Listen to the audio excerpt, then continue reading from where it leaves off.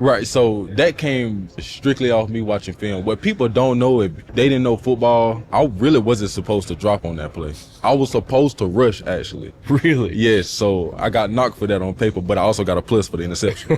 So it evened out.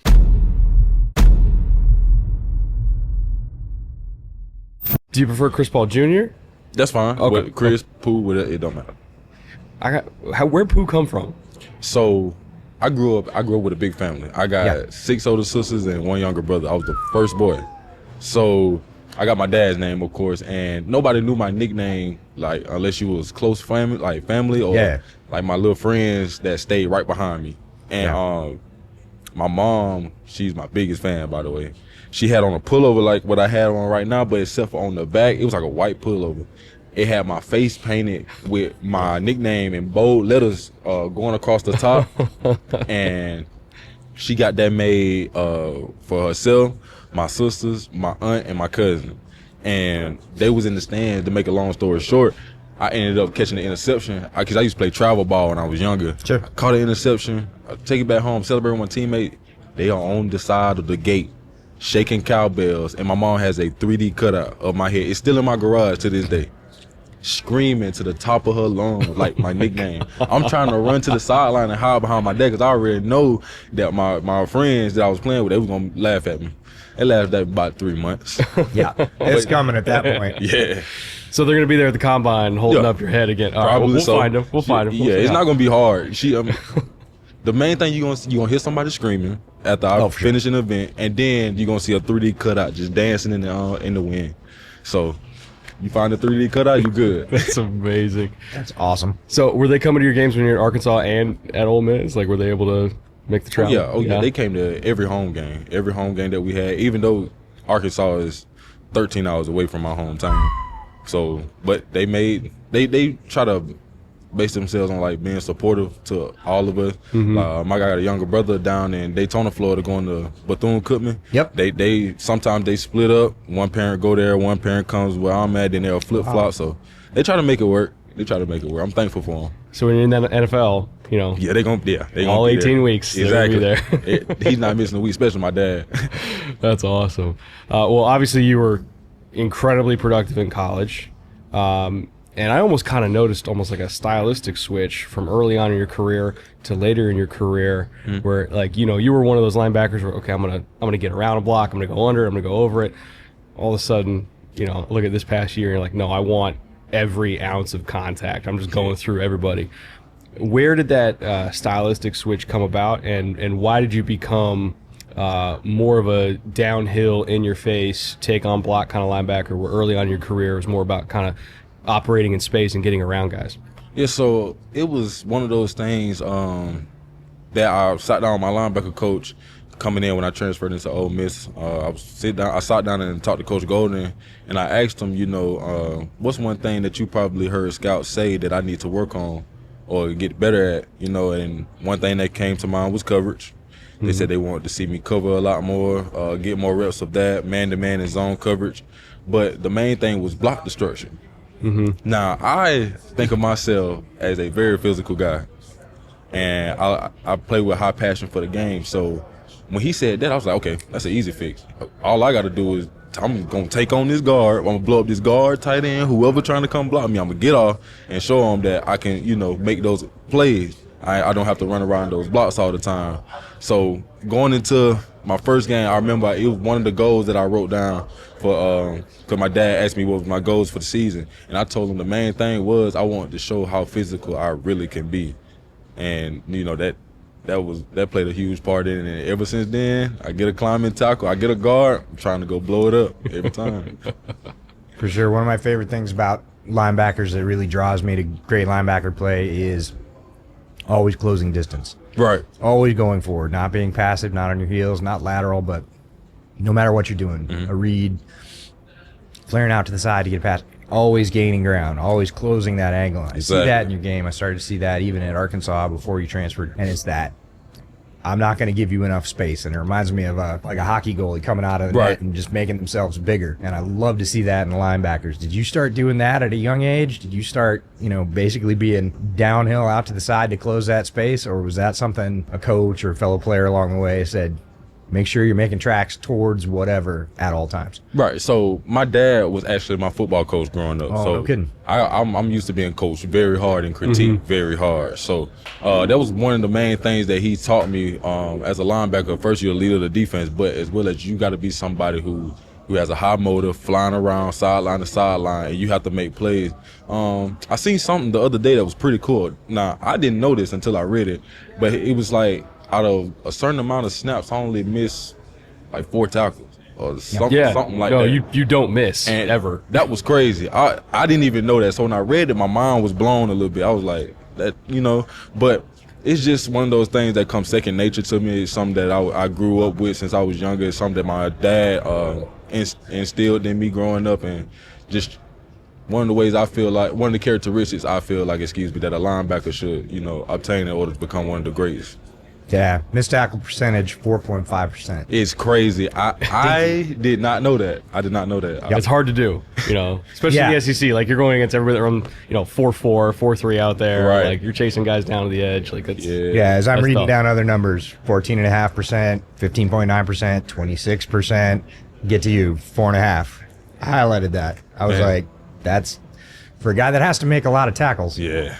That's a great number. Something that I noticed about you, and this kind of goes into, as people who cover the draft, this goes into something that EJ and I talk about all the time. The third. There's 2/3 that are always going to be super easy for people to digest publicly, whether it's measurables, production, tape. Like, everybody has access to all that. What we don't have access to is the third, right? Like, how are you in the room? How do you interact with your teammates? How are you as a leader? And something that we noticed immediately, first day of practice, you were green dotting it out there. You were calling everybody out. You were getting everybody lined up. I saw you on the sidelines. You were kind of talking to your other linebackers about how you like to fit things.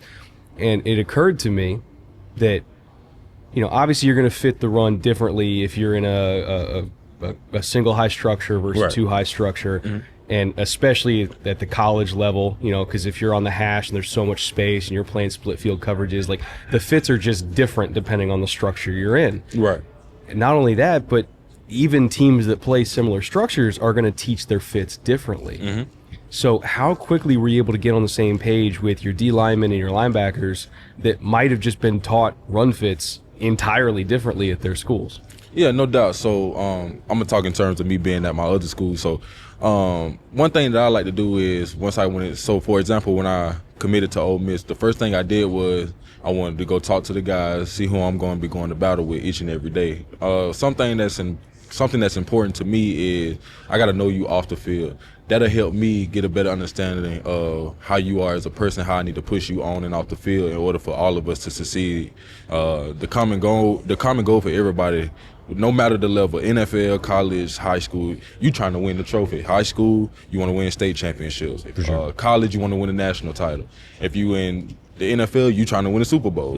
That comes with accolades as well, winning. So I just try to put myself and my guys in the best position, and that means taking that extra step, whether that's watching extra film and coming to the guys with key tips and drills that they can do after practice, or go watch after practice, to help put us all in a better position. And so I got around Coach Golden when I first got there. I just like to get on the board, and I like to draw out different things and basically just get an understanding of, okay, why is my linebacker coach calling this in this specific situation? And why can't this call correlate to a base down call, can't correlate into a third down call? And why a third down call can't go to base down, or why do we switch personnels on third and short versus third and long? Yeah. I just basically want to know what the other 10 guys around me are doing, so that helps me play faster, but as well as them as well. It's things that players see on the field that coaches can't see from the box or sidelines. They come to us for those answers, so I can tell him, hey, one thing I picked up on the guard is counter. His fingers a little light because he got to get out. He got to go. But if it's zone or zone up, he got all his weight on his hand because he's leaning toward, pointing. Okay, I got to go double this 3-tech and climb to that linebacker. Yep. So those are just things that I like to do to help put myself and my teammates in great positions, and I feel like that's put us in a position to have a lot of success this season. All-star games are a really cool opportunity because you get to mix with lots of guys with other styles, coaches, players, other leagues. What's something that you picked up this week, either from one of your teammates or one of your coaches, that you thought, oh, that's really cool. I haven't done it that way. I haven't seen it that way. Anything like that popped up this week that you're going to take away, kind of put in your pocket, add to your toolkit? Just the way that I see everybody, how they correlate and carry themselves. You know, this is a more of like professional setting. So the way and it's really giving us a glimpse of how it would be if we were fortunate enough to enter the NFL. You know, it's kind of more like business oriented. It's kind of more like a job oriented. So going through these interviews and you know, talking to these different coaches and learning from these coaches in the linebacker room, I treat it as an interview. I treat it as if they watching my every move. So you know, I want to put on my best talents forward. You know, so I'm the one to get the position or to get the job. You know, so. And it's just awesome to be around a group of people, you know, one, working towards the common goal, but two, a group of people who really have passion for the game. That's what I've seen a lot. I can't speak for the West team. I haven't really watched their practices, but I know it's guys over there with the same intentions. But just for East players, talking in terms of East players, watching how they come in each and every day. I mean, we got a playbook, but, you know, the first day ain't going to never be perfect. The thing that coach said, and it stuck out to me as well, was the energy that we had and how fast we was moving around and everybody was amped. But that also carried on into day 2, day 3, day 4, today, you know, and just how consistent we've been as a group. And it's kind of crazy how fast we've all kind of gotten on the same page as well, you know. For sure.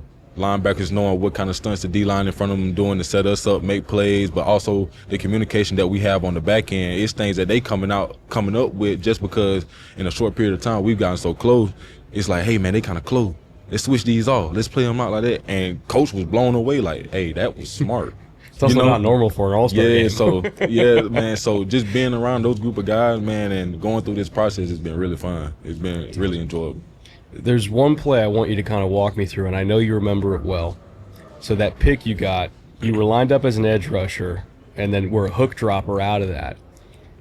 Now, you're going to have to do that a lot in the NFL, right? Especially because quarterbacks work the middle of the field more in the NFL because the hashes are narrower, right? Right. And so, I'm wondering, are you going to have to kind of reteach yourself, you know, your landmarks and everything for being a hook dropper in the NFL because of that? The space is different. And B, on that play specifically, I would love for you to talk me through how you kind of felt, how you expanded a little bit, then came back inside. How did you feel that? Where were your eyes? Where were your feet? Like, how did you recognize that, or even just feel that somebody was behind you? Like, what was your whole process for picking that ball off? Because that was teach tape kind of rep. Right, so that came strictly off me watching film. What people don't know, if they didn't know football, I really wasn't supposed to drop on that play. I was supposed to rush, actually. Really? Yes, so I got knocked for that on paper, but I also got a plus for the interception. So it evened out. But that's right. I really wasn't supposed to drop back. It's just something that I picked up watching film. So the quarterback that they had was a young quarterback. Mm-hmm. He was a freshman. Somebody inexperienced, so, you know, he kind of going overlook his routes. He gonna kind of tell you where he going. He's not a veteran quarterback, or, you know, one of those, I say, rare quarterbacks like a DJ Lagway or Sellers. Yeah. Somebody who looked like they're a vet, but they're a freshman. Yeah. You know, so he was kind of like, you know, I'm not gonna say average. He's not an average ball player. I'm saying he's just young. Yes, the young average quarterback who had to step up pretty fast. So I was watching film, and I could tell he would always, like, pre-snap, sometimes he would give his, you know, receivers some kind of tap, whatever it was. And I picked up that every time he did that, he specifically gave the ball to that player. It's like he didn't look to nobody else. If you look at the film, it's like he threw it perfectly to me. It's like I traded spots with the receiver. He threw it right. He threw it to a spot, not the man. Yeah. Right. So what I did was I seen the pre-snap communication. We was in I want to say we was in a pressure. Yes, we was in a man call. They went empty. We changed it into a pressure. I was supposed to rush, but I seen that. I switched feet. And what I did was, as soon as I seen the ball snap, I dropped back.